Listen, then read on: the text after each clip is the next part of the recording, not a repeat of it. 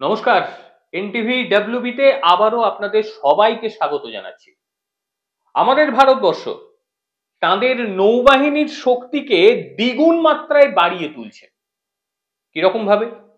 ভারত এবার আনছে LACM ক্ষেপণাস্ত্র, আর এই ক্ষেপণাস্ত্র ভারতীয় নৌবাহিনীতে সংযোজিত হওয়ার ফলে কৌশলগতভাবে শক্তি দ্বিগুণের থেকেও বেড়ে যাবে এবং ভারতের যে প্রতিরক্ষা ব্যবস্থা সেই প্রতিরক্ষা ব্যবস্থা আরো কঠোর হয়ে উঠবে।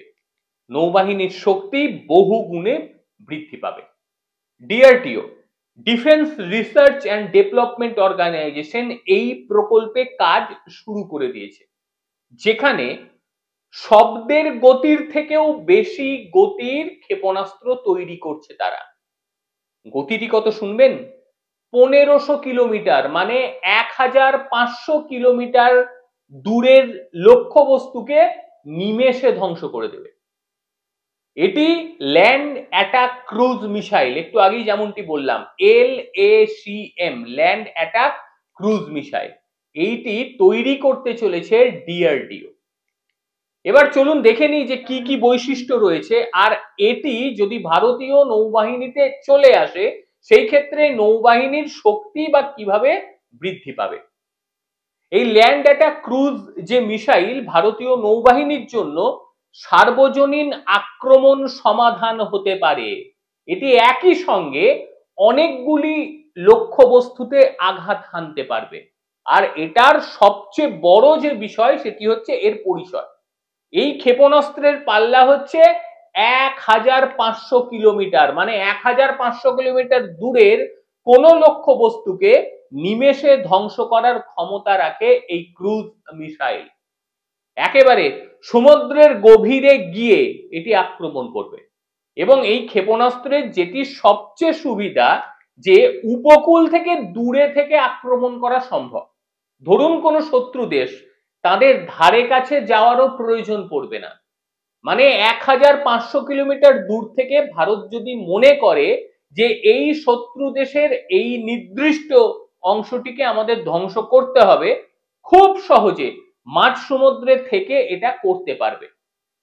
অর্থাৎ এই ক্ষেপণাস্ত্র লক্ষ্যবস্তু আক্রমণ করার ক্ষমতা থাকছে সর্বাধিক, আর একই সঙ্গে প্রত্যেকটি ক্ষেপণাস্ত্র হবে সুপারসনিক।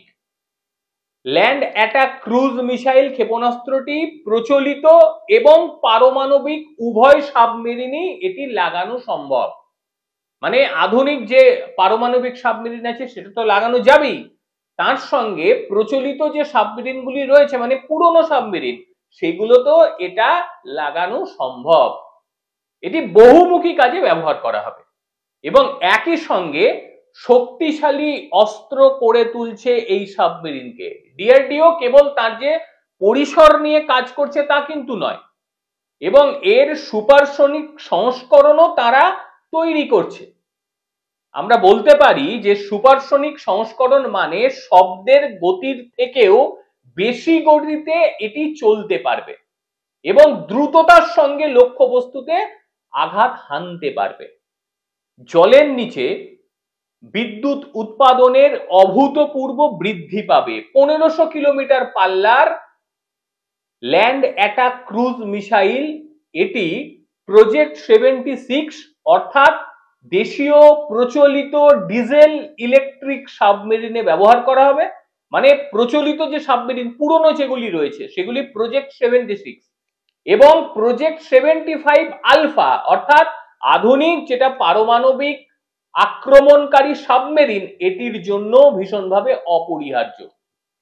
ডিআরডিও যেটা দাবি করছে যে এই ক্ষেপণাস্ত্রটি এই প্রকল্পগুলিকে আরো শক্তিশালী করে গড়ে তুলবে, যার ফলে ভারতীয় নৌবাহিনী জলের নিচে অভূতপূর্ব শক্তি বৃদ্ধি পাবে, যেটা অন্যান্য দেশ থেকে অনেক বেশি তারা এগিয়ে যাবে এবং ভারতীয় নৌবাহিনীকে আরো শক্তিশালী করবে। এর মধ্যে একটা লক্ষণীয় বিষয় যে শুধুমাত্র এটি কি সাবমেরিনের মধ্যেই লাগানো যাবে নাকি অন্য কিছুতেও লাগানো যাবে? অবশ্যই অন্য কিছুতে লাগানো যাবে, তবে প্রাথমিকভাবে এটি সাবমেরিনের জন্যই তৈরি করা হচ্ছে, যাতে মাঝ সমুদ্রে গিয়ে যে কোনো দেশের উপরে আক্রমণ শানানো যায়, যে কোনো দেশ মানে এমনটি নয় যে বন্ধু দেশের উপরে আক্রমণ শানাবে, তা নয়। কোনো দেশ যদি ভারতকে আক্রমণ করে কিংবা কোনো দেশ যদি ভারতকে আক্রমণ করার মতন পরিস্থিতি তৈরি করে, সেক্ষেত্রে কিন্তু ভারতবাসী ছাড়বে না, ভারতের নৌবাহিনী তাদের ছাড়বে না, একেবারে তাদেরকে শেষ করে দেওয়ার মতন ক্ষমতা রাখবে। মানে সমুদ্রের তলদেশ দিয়ে সাবমেরিন যাবে, তার গায়ের মধ্যে লাগানো থাকবে এই সুপারসনিক ক্রুজ মিসাইল, তারপরই হঠাৎ করে নিশানা ঠিকঠাক করে জল ফেরে বেরিয়ে আসবে এই ক্রুজ মিসাইলটি, তারপরই গিয়ে পড়বে শত্রু দেশে, মানে সবকিছু শেষ। যেহেতু জলের তলায় সে থাকবে, স্বাভাবিকভাবেই কোনো দেশের পক্ষে বোঝা সম্ভবই হবে না যে জলের নিচে ঠিক কি রকম বিপদ লুকিয়ে রয়েছে, আঁচ করতেই পারবে না। তার থেকেও যেটা বড় বিষয় যে একেবারে 1500 কিলোমিটার দূর থেকে আক্রমণ, মানে একবার ভেবে দেখুন 1500 কিলোমিটার আপনারা ট্রেনে যান কিংবা গাড়িতে যান কিংবা বিমানে যান, এই 1500 কিলোমিটার যেতে কত সময় লাগে একবার ভাবুন। আর এই যে সাবমেরিন, আর এই সাবমেরিনের তলদেশে যেভাবে লাগানো থাকবে এই ক্রুজ মিসাইল, সেটি আরো আগে পৌঁছে গিয়ে শেষ করে দেবে, মানে ভাবার সময় পর্যন্ত দেবে না। ভারতীয় নৌবাহিনী ঠিক এই রকম হচ্ছে, যে দেশ বেশি লাফাবে তাদের পক্ষে এটি ব্যবহার করা হবে। এইবারে আসি যে এটা ভারতকে তো শক্তিশালী করবেই, তার সঙ্গে এটি যখন ডিআরডিও এটা নিয়ে শুরু করে দিয়েছে এই প্রজেক্টে কাজ, তখনই বিশ্বের বিভিন্ন দেশ তারা আবার ভারতকে বলতে শুরু করে দিয়েছে, ভাই তোমাদের হয়ে গেলে অবশ্যই যেন দ্বিতীয় পার্টটা আমাদেরকে দিও। মানে ব্যবসার জায়গাটাও ভারত বেশ ভালোভাবে ধরে নিয়েছে।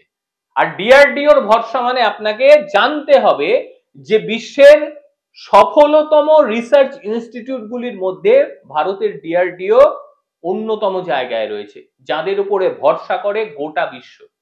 স্বাভাবিকভাবেই ভারতের ডিআরডিওর তৈরি কোনো প্রযুক্তি যে বাইরের দেশ নেবে না এমনটি নয়, তারা নেবেই। ইতিমধ্যে ভারতকে বলতেও শুরু করে দিয়েছে যে তোমাদের হয়ে গেলে অবশ্যই দেবে, এবং ভারতের তরফ থেকেও তো অবশ্যই এমনটাই বলা হবে যে আমাদের আগে হবে, আমরা পরিপূর্ণ হব, পরবর্তীতে অবশ্যই সেটা বাজারজাত করার যে প্রক্রিয়া সেই প্রক্রিয়া নেব। আর যেটুকু ইনফরমেশন আমি দিলাম, এইটুকু ইনফরমেশন ভারত সরকারের তরফ থেকে সোশ্যাল ডোমেনে যতটুকু দেওয়া হয়েছে ঠিক ততটুকুই দেওয়া হলো, এবং এর বাইরে এক ফোঁটাও আমি অতিরিক্ত কোনো কথা বলিনি। যে সমস্ত তথ্যগুলো দিলাম এই সমস্ত তথ্যগুলি পাবলিক ডোমেনে অবস্থান করছে। ভারত সরকারের যে প্রেস রিলিজ, সেই প্রেস রিলিজের মাধ্যমে যেটুকু তথ্য আছে সেইটুকুই কিন্তু দেওয়া হলো। এমনটি ভাববেন না বহু মানুষ মানে লেখে, তারা আবার অতি বড় আর কি দেশ সেবক দেখায়, তারা আদতেও কতটা জানি না, তারা আবার বলে দেশের তথ্য আপনি কেন দিয়ে দিচ্ছেন। একদমই দিই না, যতটুকু দেওয়ার সোশ্যাল ডোমেনে যতটুকু রয়েছে ঠিক ততটুকু তথ্যই সাধারণের জন্য পরিবেশন করি। এবং আমার যে দর্শকরা রয়েছেন তারা অবশ্যই জানেন, যারা প্রতিদিন দেখেন, এখানে ভুল কিছু দেওয়ার জায়গা নেই। তথ্য এবং প্রমাণ সহযোগে প্রত্যেকটা খবর করার চেষ্টা করি।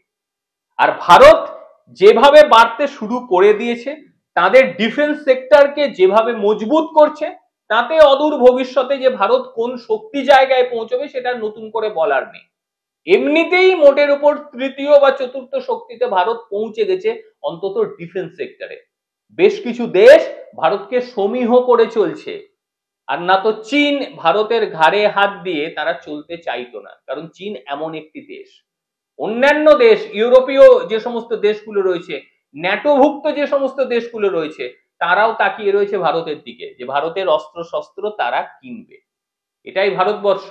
আর ভারতবর্ষ যত উন্নতি করবে, ভারতবর্ষের প্রচার করতে আমার কিছু যায় আসে না, আমি প্রচার করব। আর একটা জিনিস কিছু মানুষ ভেবে নেয় যে ভারতের প্রচার করা মানে বোধহয় কোনো রাজনৈতিক দলের প্রচার করা।